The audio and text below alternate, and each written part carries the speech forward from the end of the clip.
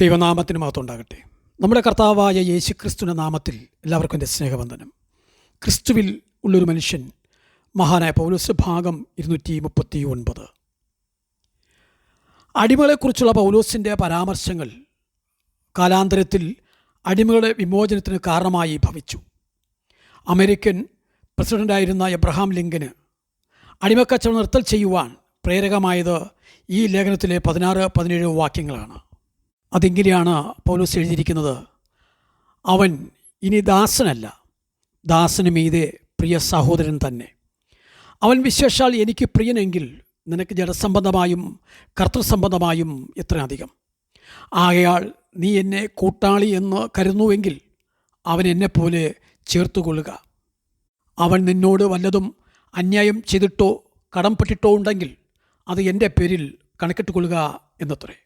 അതെ, ഒനസിമോസ് ഒളിച്ചോടി പോകുമ്പോൾ ഫിലമോൻ്റെ പക്കൽ നിന്നും വിലപിടിപ്പുള്ള എന്തൊക്കെയോ അപഹരിച്ചിരുന്നു.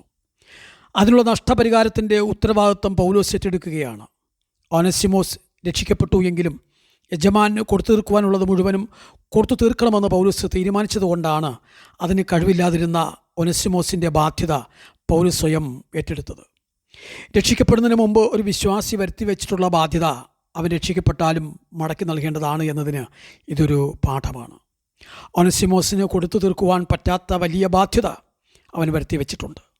ആ ബാധ്യതയാണ് പൗലോസിൻ്റെ കണക്കിലെഴുതുവാൻ താൻ ആവശ്യപ്പെടുന്നത്. അതെ, ഈ കത്ത് ആ ബാധ്യത ഏറ്റെടുത്തുകൊണ്ടുള്ള ഒരു പ്രോമിസറി നോട്ടാണ്. കൊലോസ്യർ 2:14 നമുക്കെതിരെ നിലനിന്നിരുന്ന വലിയ ബാധ്യത കർത്താവ് ക്രൂശിൽ ഏറ്റെടുത്തു എന്ന് പൗലോസ് എഴുതിയിരിക്കുന്നു. അതുപോലെ യോഹന്നാൻ 17:9, 11-20 വാക്യങ്ങളിൽ നമുക്ക് വേണ്ടി കർത്താവ് അപേക്ഷിക്കുന്നത് കാണുവാൻ കഴിയുന്നുണ്ട്. മാത്രമല്ല, നമ്മുടെ കടം ഏറ്റെടുത്ത് നമ്മെ വിടുവിക്കുന്നു.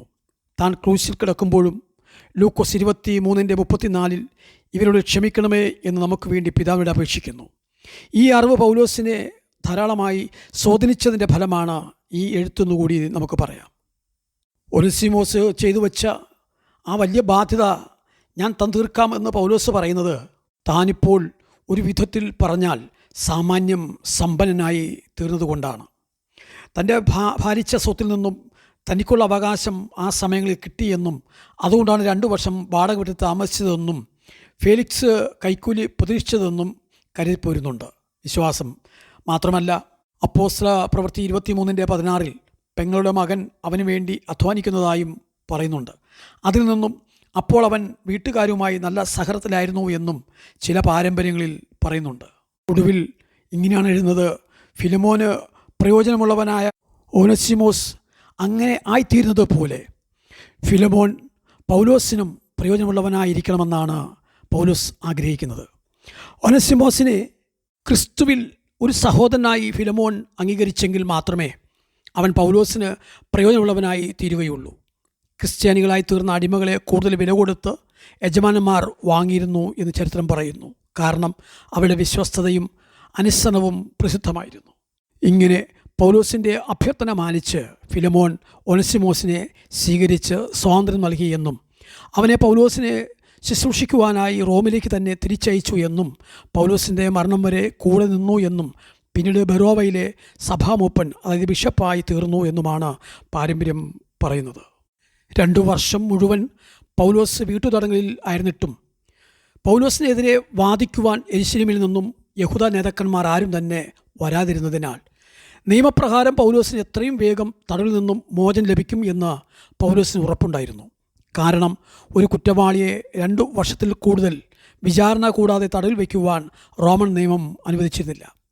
അങ്ങനെ തൻ്റെ മോചനം ആസന്നമായിരിക്കയാൽ തനിക്ക് വേണ്ടി പാർപ്പിടം ഒരുക്കിക്കൊള്ളുവാൻ പൗലോസ് ഫിലമോനോട് ആവശ്യപ്പെടുന്നു. ഒടുവിൽ ആസിയയിൽ നിന്നും ഏകദേശം 1500 കിലോമീറ്റർ ദൂരമുണ്ട് ഈ കാരാഗ്രഹത്തിലേക്ക് എത്തിച്ചേരുവാൻ. മറ്റൊരു നിലയിൽ പറഞ്ഞാൽ റോമിൽ നിന്നും 1500 കിലോമീറ്റർ ദൂരമുണ്ട് ഫിലമോൻ്റെ വീട്ടിലെത്തുവാൻ. എങ്കിലും അവിടെ എത്താൻ പൗലോസ് വെമ്പൽ കൊള്ളുന്നു. ഇങ്ങനെ ഈ ലേഖനം സ്വന്തം കൈയാൽ എഴുതി പൂരിപ്പിച്ച് പൗലോസ് ഫിലമോൻ്റെ കയ്യിലേൽപ്പിച്ച് സന്തോഷമടയുന്നു. തുടർന്ന് അടുത്ത ഭാഗത്തേക്ക് വരാം. ദൈവം അനുഗ്രഹിക്കട്ടെ.